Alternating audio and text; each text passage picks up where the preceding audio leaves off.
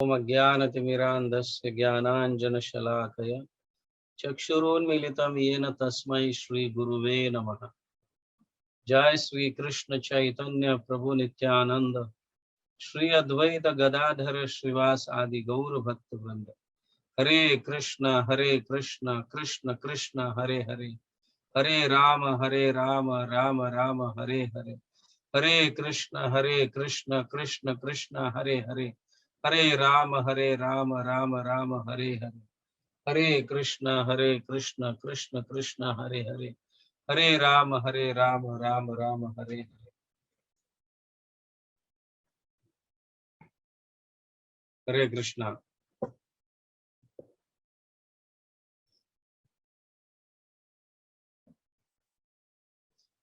Yes, यहाँ पे श्री चैतन्य महाप्रभु रघुनाथ दास गोस्वामी को शिक्षा दे रहे हैं या आदेश दे रहे हैं, उपदेश दे रहे हैं।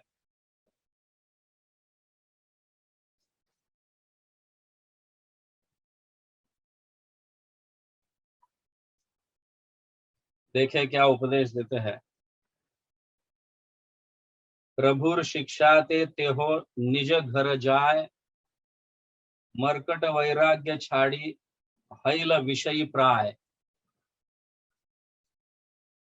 चैतन्य महाप्रभु को जब रघुनाथ दास गोस्वामी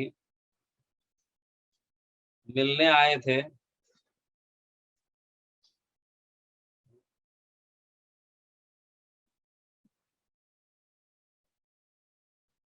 पहले तो बहुत प्रयास करते थे चैतन्य महाप्रभु को मिलने का, लेकिन जब मिले चैतन्य महाप्रभु को, घर बर छप सब छोड़कर, रघुनाथ दास गोस्वामी एक राजा के पुत्र थे, लेकिन इतने अनासक्त थे, वैरागी थे, सब कुछ, माता पिता घर बार सब कुछ छोड़कर, इवन पत्नी को भी छोड़कर वो चैतन्य महाप्रभु को मिलने आए और उनसे उपदेश ग्रहण करने का प्रयास किया। उन्होंने जब मिले तो चैतन्य महाप्रभु ने उन्हें यह आदेश दिए, ये शिक्षाएं दी। क्या कहे? प्रभुर शिक्षा ते तेहो निज घर जाए। हे रघुनाथ दास, आप अपने घर जाओ, वापस आपके जिम्मेदारियों को पूरा करो। आप गृहस्थी है, माता पिता है, घर बार है, राजपाट है। मरकट वैराग्य छाड़ी हैल विषय प्राय। मरकट वैराग्य मतलब वैराग्य जो है, आप बाहर से मत दिखाओ, अंदर से वैराग्य हो जाओ। हृदय में अंदर वैराग्य का भाव रहे घर के प्रति। और हैल विषयी प्राय, बाहर से एक विषयी जैसा, विषयी मतलब एक कर्मी के जैसा बर्ताव करो। ऐसे करने से आपके माता पिता खुश हो जाएंगे, ओ मेरा पुत्र अभी हमारी बात मान रहा है। इस तरह से तुम्हारे माता पिता खुश हो जाएंगे और तुम्हारे अंदर के जो आचरण है, वैराग्य है, हाँ, तो आप इसे अच्छी तरह से निभा पाओगे, वरना तो आप डिस्टर्ब हो जाओगे। माता पिता फिर डांटने लगेंगे, फिर अन्य लोग कुछ बोलने लगेंगे। हाँ, इस तरह से चैतन्य महाप्रभु का एक आदेश रहा कि आप क्या करो, वापस घर जाओ, आपके जिम्मेदारी को अच्छी तरह से निभाओ। आपके माता पिता है, पत्नी है, घर बार है, राजपाट है, इसे अच्छी तरह से निभाओ। और जब सब चीजों से जब मुक्त हो जाओगे, तब फिर वापस आ जाओ। ऐसे चैतन्य महाप्रभु रघुनाथ दास गोस्वामी को आदेश देते हैं और इसी तरह से वो बर्ताव करने लगते हैं।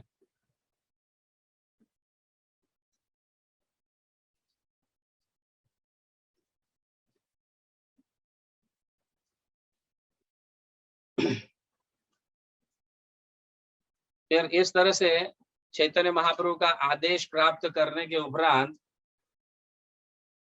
फिर आगे चलकर सारे अपने जिम्मेदारियों को निभाकर रघुनाथ दास गोस्वामी वापस चैतन्य महाप्रभु के पास आते हैं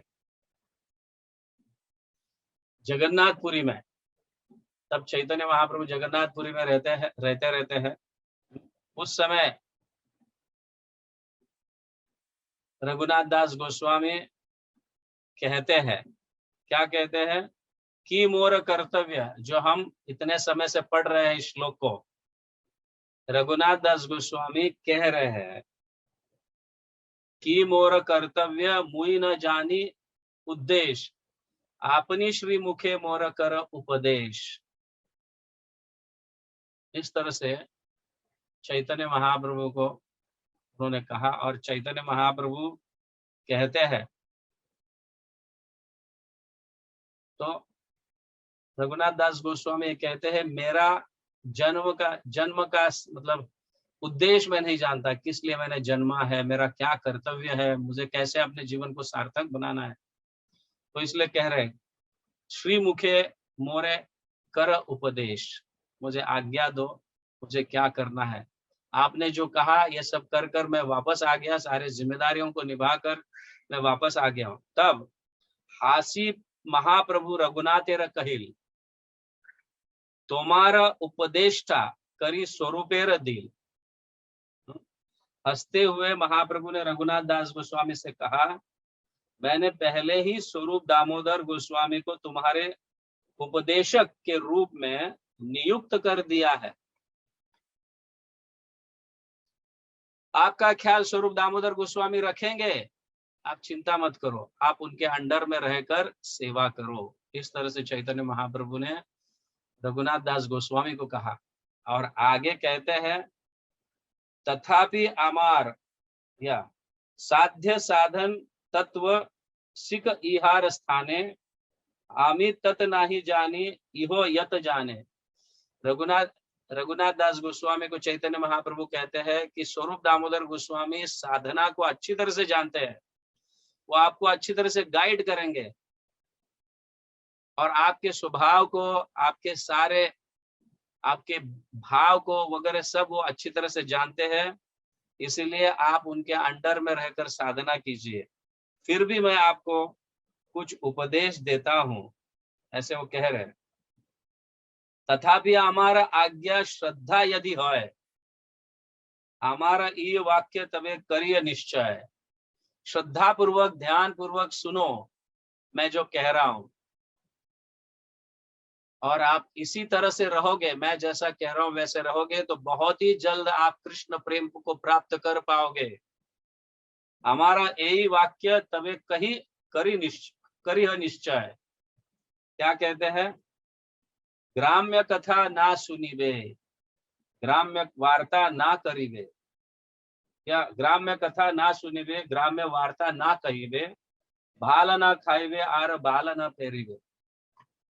ग्राम्य कथा को सुनना बंद कर दो। मतलब ग्राम्य कथा के मतलब जो कर्मी लोग हैं, जो यहाँ की वहां की बातें करते रहते हैं, भौतिक बातें, हाँ, तो उनसे दूर रहो, ये ऐसी चीजें मत सुनो। और ग्राम्य कथा वार्ता ना करिए, आप भी ग्राम्य कथा ना करो, यहाँ की वहां की बातें ना करो। ऑफकोर्स चैतन्य महाप्रभु रघुनाथ दास गोस्वामी के माध्यम से एक्चुअली हमें शिक्षा दे रहे हैं, ये कभी ना भूले, क्योंकि रघुनाथ दास गोस्वामी बहुत वैरागी थे, संसार से इतने विरक्त थे, इतनी सुंदर पत्नी होने के बावजूद भी, हाँ? इतना राजपाट होने के बाद भी, इतना ऐश्वर्य होने के बाद भी उनके हृदय में वैराग्य था भरकर। तो वो सब कुछ छोड़कर आए, फिर भी चैतन्य महाप्रभु ऐसी शिक्षा दे रहे हैं। मतलब एक्चुअली वो शिक्षा रघुनाथ दास गोस्वामी को नहीं, हमें दे रहे हैं शिक्षा। वो ग्राम्य कथा ना करिबे, ग्राम्य कथा ना सुनिबे, ग्राम्य कथा वार्ता ना करिबे, भाल ना परिबे आर भाल ना खाइबे। क्या, हाँ, भाल ना खाइबे आर भाल ना परिबे, मतलब बहुत रिच फूड मत खाओ, समझ गया ना। भाल मतलब अपने जिह्वा को जो पसंद है ऐसी चीजें ना खाओ, और हमें जो पसंद है ऐसी चीजें ना पहनो। वैराग्य के जैसा, अब धाम में रह रहे हो, जगन्नाथपुरी में रहना चाहते हो तो इसी तरह से रहो। धाम में रहना रहना है तो भाव वैराग्य होना चाहिए। वैराग्य हो और सेवा भाव हो तो आप कृष्ण प्रेम को प्राप्त कर सकते हैं। इस तरह से चैतन्य महाप्रभु कह रहे हैं। अमानी मानदेन या कृष्ण नाम सदा लइबे। दूसरों को सम्मान देकर खुद के मान की अपेक्षा ना करते, हाँ, सदा कृष्ण नाम लिया करो। ब्रज राधा कृष्ण सेवा मान से करिबे। राधा कृष्ण की सेवा जो है मन में आप करते रहो, मन में राधा कृष्ण को भजो। हाँ?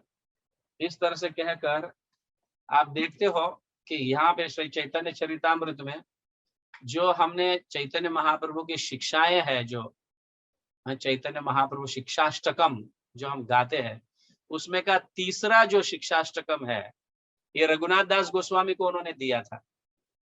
समझ गया? तृणादपि सुनिचेन तरोरिव सहिष्णुना अमानिन मानदेन कीर्तनीय सदा हरि।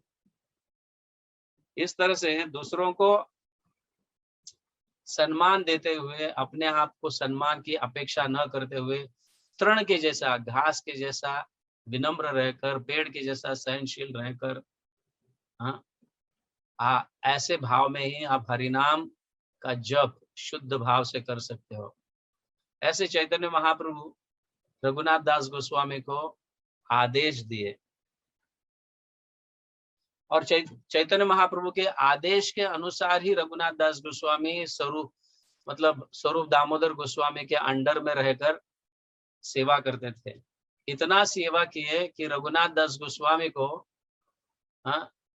एक उपमा मिली, एक पदवी मिली, स्वरूपेर रघुनाथ। मतलब इतना उनमें प्रेम, एक दूसरे में प्रेम स्थापित हुआ कि आगे चलकर रघुनाथ दास गोस्वामी को स्वरूपेर रघुनाथ, जो स्वरूप दामोदर गोस्वामी के अंडर में रहकर वो रघुनाथ। ऐसे उस समय भी कई रघुनाथ थे,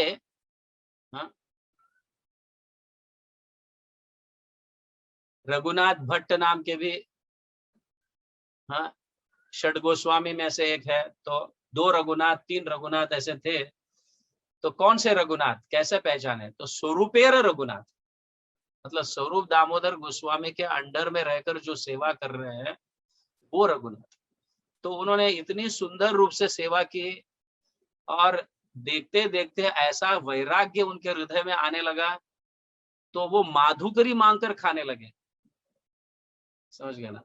जगन्नाथ मंदिर के सामने खड़े रहकर माधुकरी मांगकर खाने लगे, और भी वैराग्य उनमें उत्पन्न हुआ, ताकि जो जगन्नाथ मंदिर में जो चावल बनते थे और धोने के बाद जो चावल फेंका जाता था, वो जो नाले में से आते थे उसी चावल के दानों को धोकर फिर खाते थे। इतना वैराग्य। तो ये वैराग्य को देखकर स्वरूप दामोदर गोस्वामी और चैतन्य महाप्रभु उनके वैराग्य से इतना संतुष्ट हुए, इतना प्रसन्न हो गए उनके वैराग्य को देखकर। तो चैतन्य महाप्रभु ने अपने निजी गोवर्धन शिला, जिसका वो मतलब जिसकी वो स्वयं पूजा करते थे, आराधना करते थे, वो शिला रघुनाथ दास गोस्वामी को भेंट में दिए। समझे ना? वो गोवर्धन शिला, उनके पास गोवर्धन शिला था, वो गोवर्धन शिला और गुंजमाला उनको भेंट में दिए, और फिर आदेश दिए इस गोवर्धन शिला का बड़े प्रेम से इनकी सेवा करो। ऐसा उन्होंने कहा, बड़े प्रेम से उनकी आराधना करो। जैसे एक सुंदर ब्राह्मण करता है वैसी आराधना करो। रोज उनको तुलसी पत्ता और मंजरी उनको अर्पण करो। ऐसे रघुनाथ दास गोस्वामी को चैतन्य महाप्रभु ने आदेश दिए, और इसी तरह से वो सेवा करते रहे। देखो, भगवान का निजी मतलब स्वयं का जो गोवर्धन शिला है, जिसको चैतन्य महाप्रभु भजते थे, वो भेंट के रूप में रघुनाथ दास गोस्वामी को दिए। इस पर से पता चलता है कि रघुनाथ दास गोस्वामी चैतन्य महाप्रभु के कितने प्रिय भक्त थे, अनुयायी थे। तो जब हम गुरु के आदेशों का पालन अच्छी तरह से करते हैं, उनकी सेवा करते हैं, तो धीरे धीरे हृदय में प्रेम आने लगता है। वो प्रेम जो है, हाँ, भगवान परमात्मा के रूप में हमारे हृदय में स्थित है, वो जान जाते हैं। और वो जानकर ऐसी, मतलब क्या कहते हैं, ऐसा भेंट कहो, कभी कभी चैतन्य महाप्रभु कई भक्तों को आलिंगन भी देते थे। भगवान का आलिंगन प्राप्त होना कोई साधारण नहीं है, साधारण चीज नहीं। ये बहुत बहुत ऐसे, कहीं तो योगी लोग अनेक जन्मों तक तपस्या करते रहते हैं, तब भी इन्हें ये प्राप्त नहीं होता है। भगवान की प्राप्ति, भगवान का प्रेम जो है, ये सिर्फ भक्ति से और सेवा से प्राप्त होता है। सो गुरुजनों के आदेश, भगवान के आदेश जो है, यही हमारा जीवन का परम लक्ष्य होना चाहिए। ऐसे होने से फिर हमें पता नहीं किस रूप में भगवान हमारे सामने प्रकट होंगे, हमें क्या देंगे, हाँ, ये भगवान ही जाने। लेकिन ऐसी साधना, ऐसी सेवा करो कि भगवान स्वयं प्रसन्न होकर, हाँ, वो आप पर प्रेम निछावर करे। बहुत महत्वपूर्ण है। तो सारे हमारे आचार्य जो है, इस तरह के आदेशों का पालन किए हैं और भगवत प्रेम की प्राप्ति की है। और आदेशों का पालन करने से ही भगवत प्रेम प्राप्त होता है। आदेशों का पालन ये एक चेन के जैसा है। आदेशों का पालन भी जो है, हाँ, सुनिश्चित रूप से कब होगा, जब हमारी साधना बहुत सुंदर होगी। ये बहुत महत्वपूर्ण है।